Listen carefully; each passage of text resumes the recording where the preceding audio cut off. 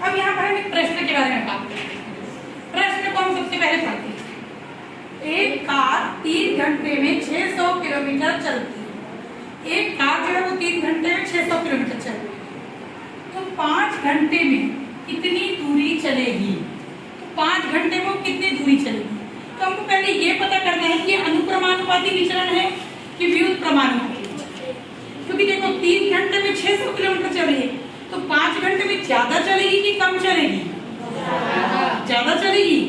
तो 5 आप बोल रहे हो कि 3 घंटे में 600 किलोमीटर चल रही है और 5 घंटे में ज्यादा चलेगी, तो ये कौन सा विचरण है? ये भी बढ़ रहा है और ये भी बढ़ रहा है, तो ये कौन सा विचरण है? कौन सा विचरण है? ये हमारा है अनुक्रमानुपाती विचरण। अनुक्रमानुपाती विचरण। अब हम आपको बताते हैं ये पता करना क्यों जरूरी।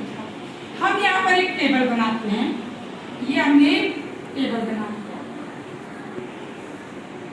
एक कार 5 घंटे में, 5 घंटा मतलब ये तुम्हारा क्या हो गया?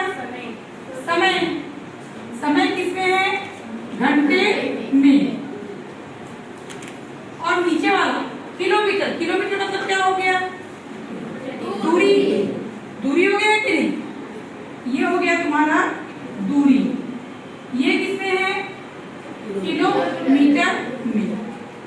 तो अब अपन लिखते हैं ये हमारा x मान लिया हमने इसको और हमने इसको y मान लिया।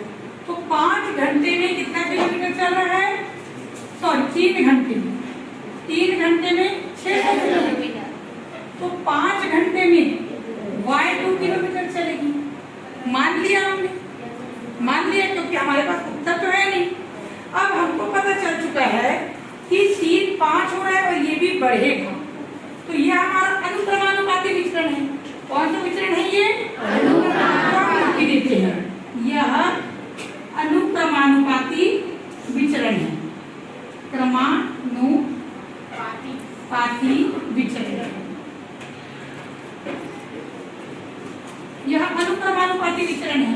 तो हमको इसका सूत्र पता है? पता है कि बटे में रहता है कि गुणा में रहता है? पहले वाला पहले वाला किस में रहता है? बटे में। पहले वाला किस में रहता है? बटे में। तो ये हो गया हमारा x1 बटे y1, x2 बटे y2। x1 तुम्हारा क्या है? 3 और y1 6 बराबर x2 तुम्हारा क्या है? 5 और y2 यहाँ तक समझ में आ गया? अब हम तिर्यक गुणा करते हैं। तिर्यक गुणा करेंगे तो y2 ऊपर आ जाएगा और 600 इधर चला जाएगा और 3 तुम्हारा नीचे चला जाएगा। तो ये हो गया y2 बराबर 5 गुणित 600 बटा 3। ये हो गया 3 दूनी 6 0 0। तो y2 बराबर हो गया 5 गुणित 200। तो y2 बराबर हो गया 5 0 0 5 0 0 5 गुनी 10 और ये आ गया किलोमीटर। तो आपका उत्तर कितना आ गया? 1000 किलोमीटर।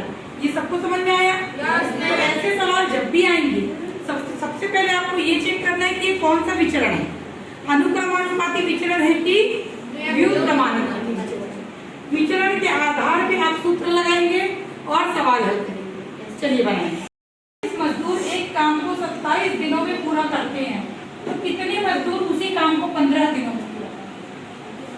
बेटा देखो यहाँ पे 45 मजदूर 27 दिन में पूरा कर रहे हैं।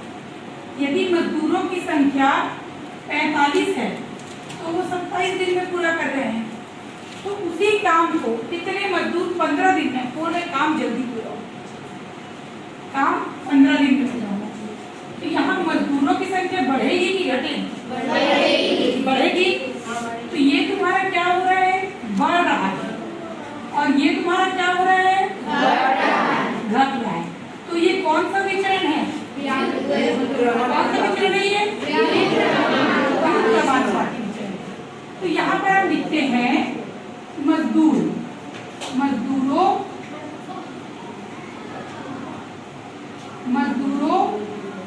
की संख्या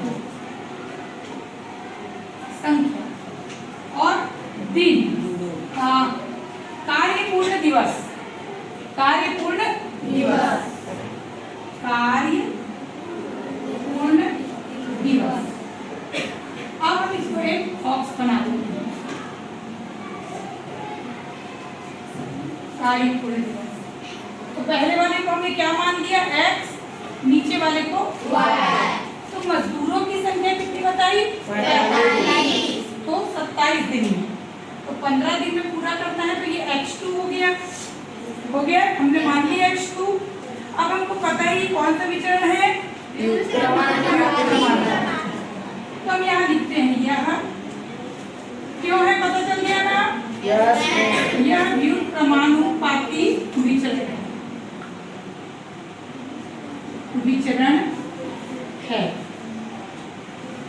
तो हमको पता है व्युत्क्रमानुपाती का परिभाषा क्या था, गुणा में था कि भाग में था?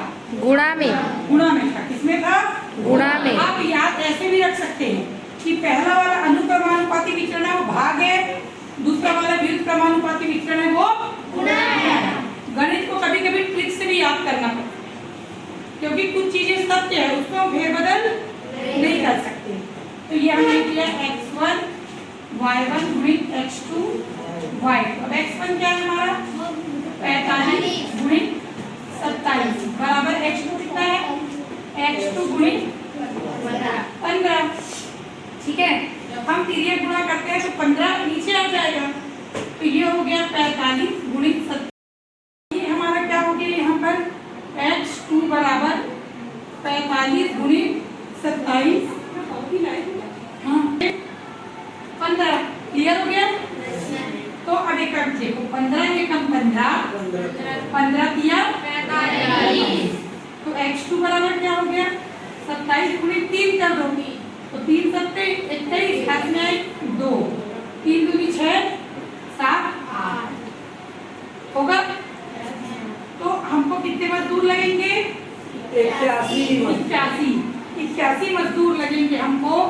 81 मजदूर कार्य को कितने दिनों में पूर्ण कर लेंगे, कार्य को 15 दिनों में पूर्ण करेंगे। ठीक है, समझ में आ गई ये सबको? आपको सवाल को पहले पढ़ के समझ लेना है कि व्युत्क्रमानुपाती है कि अनुक्रमानुपाती, और उसके अकॉर्डिंग सूत्र लगा के हल करना। बनेगा सबसे?